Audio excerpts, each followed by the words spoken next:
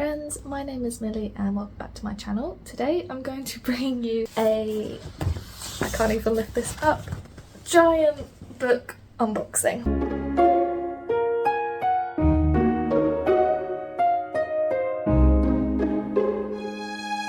Basically, I am not at work at the minute because I have a bit of a neck injury, and my lovely colleagues have been kind enough to send me all of the books that I've been sent by publishers to my house in this giant box. So I was like, I will just film me unboxing it. So let's dive right in and see what I've been sent. And also we're in a different background filming today because I'm downstairs because I can't carry this box upstairs. It is so heavy, which is very exciting. So I'm hoping there's going to be lots of fun books in here to unbox for you. They have packaged this up very well.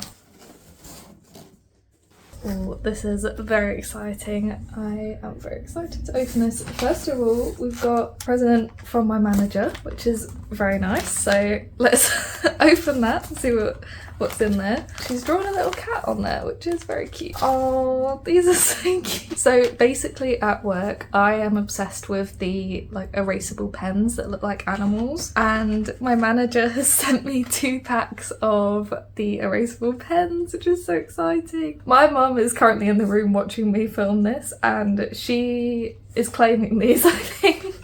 We'll share them, but I've got the lovely Friends Berry in Love pens. They're so cute. And then we have got the Hoppy Easter pens, which are absolutely adorable. You've got like a little bunny and then a little duck or a chick, it's meant to be. It says no bunny like you and then chick to chick. They are so cute.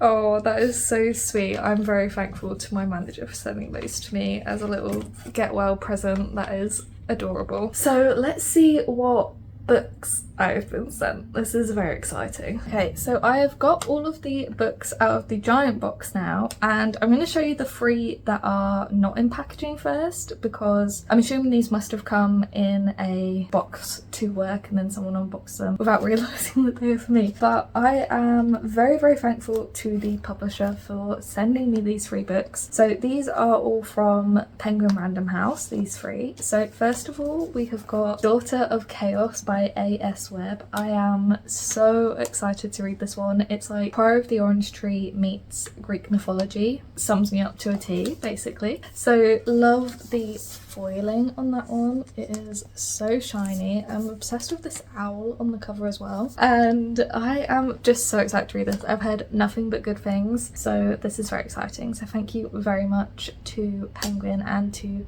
Michael Joseph for sending this to me. The next one is one that is just absolutely everywhere at the minute, so I'm very, very grateful to have been sent a copy, and it is Watermoon by Samantha Soto Yambao, and this just sounds absolutely incredible. It gives like Studio Ghibli vibes. It's meant to be very whimsical and magical and just lovely. It's, I think, magical realism, and I'm just obsessed. This is such a pretty cover. I just feel like I'm gonna absolutely love this. I feel like this is one of those books that you read to sort of cheer you up when you're having a bad day, so I am very, very grateful to have been sent this one by Penguin and Bantam Books. And the final one in that set of 3 is one that is absolutely everywhere, and this one even has sprayed edges, which is very exciting. It is The Favourites by Lane Fargo. What I've been seeing about this one is that it is meant to be sort of Daisy Jones and the Six but with ice skating. So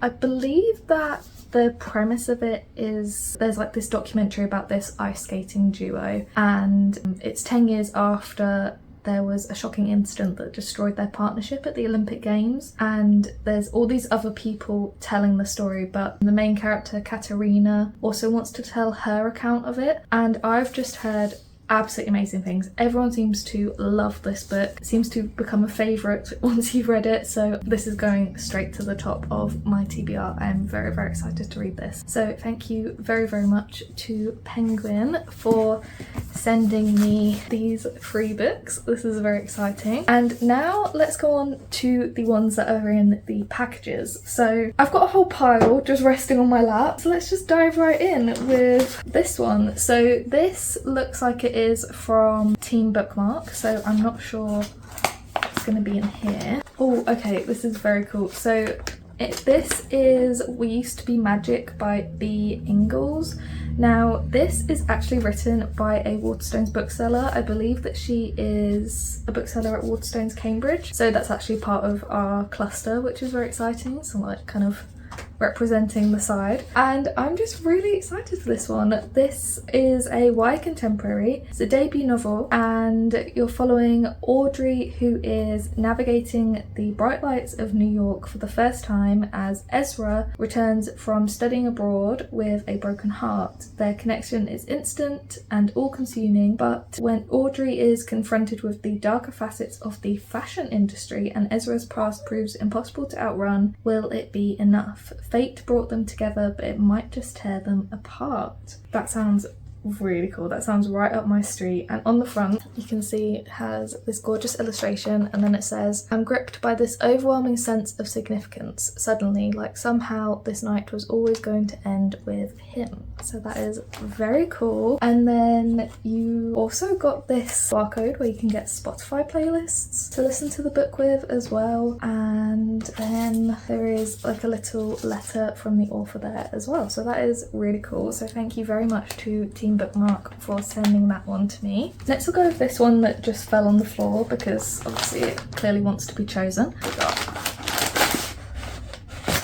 Oh, this is so exciting. Okay, so I have been sent by Bloomsbury the second book, or the sequel to Collide. It is Spiral by Bal Cabra. Haven't actually read Collide yet, but I have been seeing it absolutely everywhere. It is, I think, quite similar to Icebreaker. It's an adult romance, and I believe it's to do with hockey or figure skating or something like that, and this is the second book, so I think they're companion novels. There's also going to be a third book out as well, which has a gorgeous cover too, and this just looks so pretty. I think she's a ballerina there, and I'm just obsessed with these covers, and I'm very excited to binge both at some point, hopefully. So thank you very much to Bloomsbury for sending me that one. Let's go with this one. Oh, I can't even remember requesting this, but this is very exciting. I am very, very excited to read this one. It is While We're Young by K.L. Wolfer. This is coming out in March, and I've actually never read anything by this author before, but I've heard such good things. Everyone seems to absolutely love this author's books. I believe this is a YA contemporary about a road trip, which is very cool. It's inspired by Ferris Bueller's Day Off, and it says, 4 friends, 1 day off, a whole heap of trouble. Graduation is fast approaching for Grace, but all she can think about is mending the fractured friendship trio of her best friend Issa and Issa's ex Everett. Taking a page from her troublemaker brother James's playbook, Grace masterminds an unsanctioned senior skip day, including kidnapping Everett and borrowing Issa's parents' car. Will one day of freedom save their tangled relationships, or will the secrets between them ruin everything? And will Grace admit who really makes her heart skip a beat? And it says it is perfect for fans of Lynn Painter and Emily Henry, both of whom I absolutely love. So this is gonna be right up my street. So thank you very much to HarperCollins and Electric Monkey for sending me a copy of this book. Let's go with this one because this one is chunky. This one feels thick, so I'm not sure what's gonna be in here. Oh, stop. This is so exciting. This is a chunky book. So I have been sent a copy of Grave Empire by Richard Swan. As you can see, it is a big book. This is a big boy. How many pages is this? Well over 500 pages. So this could take me a while to get through. So Richard Swan is the author of, he's written something before, but I can't remember what. Oh, he's written the Justice of Swans series, which I haven't read, but I feel like I've heard good things about. But this is the start of a new epic fantasy series. I'm pretty sure it's quite grimdark, so maybe a little bit kind of like J. Kristoff almost. And this one is actually out already, so it was published on the 4th of February, and it is set in an empire undergoing an industrial revolution where sorcery and arcane practices are outlawed Lord, and where an ancient prophecy warns of the coming end of days. A mysterious plague has broken out in the pagan kingdoms to the north, while in the south the Empire's proxy war in the lands of the Wolfmen is weeks away from total collapse. Worse still is the message brought to the Empress by two heretic monks who claim to have lost contact with the spirits of the afterlife. The monks believe this is the start of an ancient prophecy heralding the end of days, the Great Silence. It falls to Renata Rayner, a low-ranking ambassador to an enigmatic and vicious race of mermen, to seek answers from those who still practice the arcane arts. But with the road south beset by war and the Empire on the brink of supernatural catastrophe, soon there may not be a world left to save. That sounds so good. I'm obsessed with that. I feel like this is going to be the perfect kind of winter read to just really get your teeth into. So thank you very much to Orbit for sending me a copy of this book. Okay, so let's go with this one next.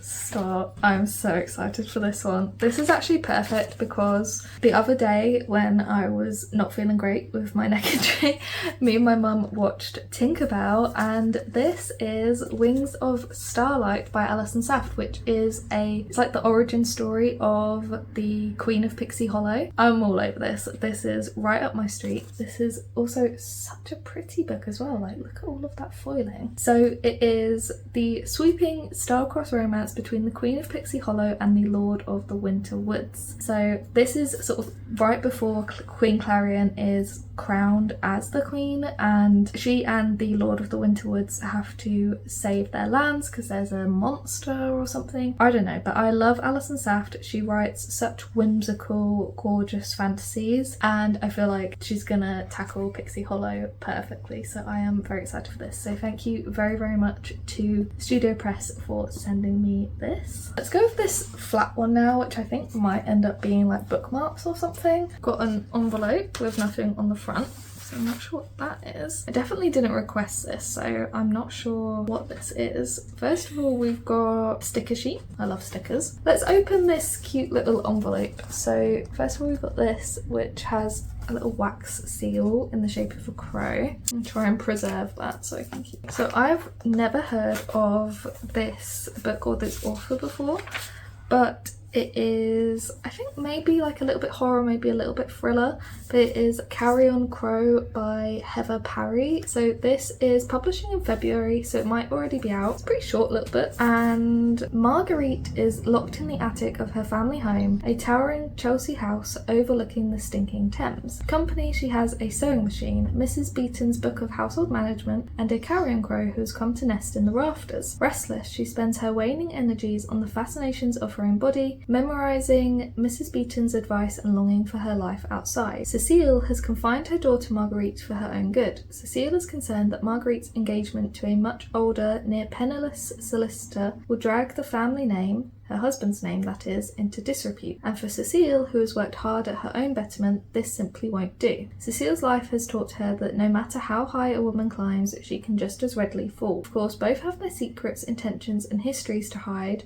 As Marguerite's patience turns into rage, the boundaries of her mind and body start to fray. Neither woman can recognise what the other is becoming. That sounds intriguing. There's a little note that says, if you are a fan of horror, then I think this will be perfect for you. I've obviously just been sent it because I do read a bit of horror. I'm quite intrigued to see if I will end up enjoying this, and possibly it will also go to my mum. So thank you very much to Doubleday for sending me this, and also for sending me stickers, because I love stickers all the time. So publishers, please send me more stickers. We're gonna go with this one, which looks like the new Rachel Gillig book, which I'm very, very excited for. So first of all, we've got this card with a moth on the front, and on the back it says, "To the child in each of us, yearning to be special, take my hand, you strange little creature, and together we shall walk beyond the wall." And then there is a card for the book and a bookmark which says, "Tell a story is in some part to tell a lie." So you've got this side and then that side. And then we have got a copy of The Night and the Moth by Rachel Gillig. So this is very exciting. It comes out in May. I read One Dark Window in January and absolutely loved it. It was a 4.5-star read for me. I am so excited to read the sequel to that book as well. I really loved Rachel Gillig's writing. It's very lush and dark and gothic, and this one looks like it's going to be along similar lines. So this one is a gothic mist-cloaked tale of a prophetess who is forced on an impossible quest with the one devilishly handsome knight whose future is beyond her sight. So that sounds very cool. Then on the front it has the same quote as what was on the bookmark. So Sybil Delling has spent 9 years dreaming of having no dreams at all. Like the other foundling girls who traded a decade of service for a home in the great cathedral, Sybil is a diviner. In her dreams, she receives visions from 6 unearthly figures known as omens. From them, she can predict terrible things before they occur, and lords and common folk alike travel across the kingdom of Traum's windswept moors to learn their futures by her dreams. Just as she and her sister diviners near the end of their service, a mysterious knight arrives at the cathedral. Rude, heretical, and handsome, the knight Roderick has no respect for Sybil's visions. But when Sybil's fellow diviners begin to vanish one by one, she has no choice but to seek his help in finding them, for the world outside the cathedral's cloister is wrought with peril. Only the gods have the answers she is seeking, and as much as she'd rather avoid Roderick's dark eyes and sharp tongue, only a heretic can defeat a god. That sounds so good. I know that this is just going to be absolutely blowing up when it comes out, and I feel like I've heard such good things about it already from people who've already read a proof copy, so I am very, very excited to receive this and hopefully get to it soon. So thank you very much to Orbit for sending me a copy of this book. Second to last package.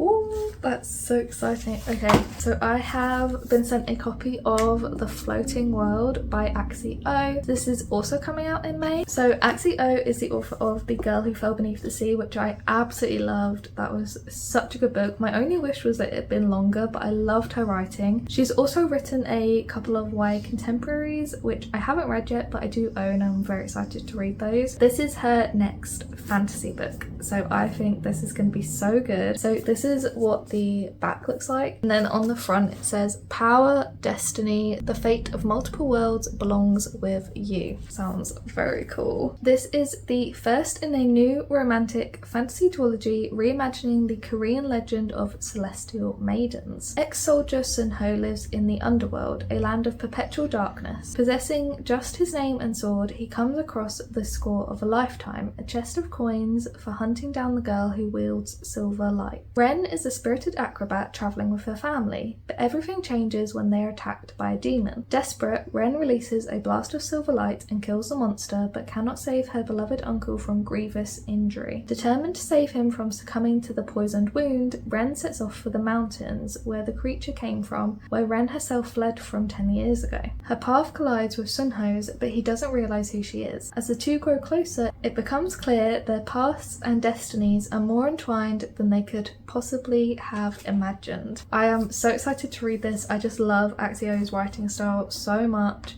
I feel like this is just going to be so whimsical and magical and lovely, and I'm very grateful to Hodescape for sending me a copy of this book. So now we're on to the one that I am most excited to open, and I'll show you why. I'll show you the sticker that's on the front of it.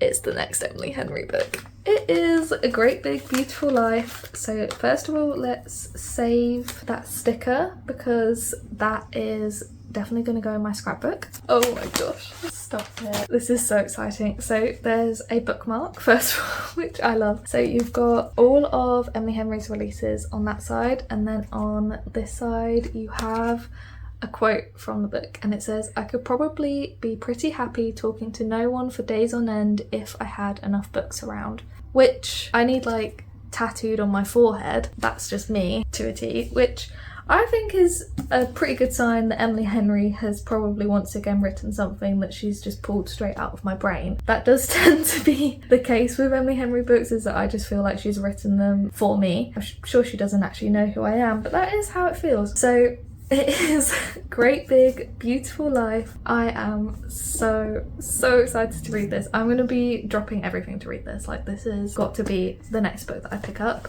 I love her, and as my mum will attest, I talk about her on a daily basis. So this is all I'm going to be talking about for the rest of time.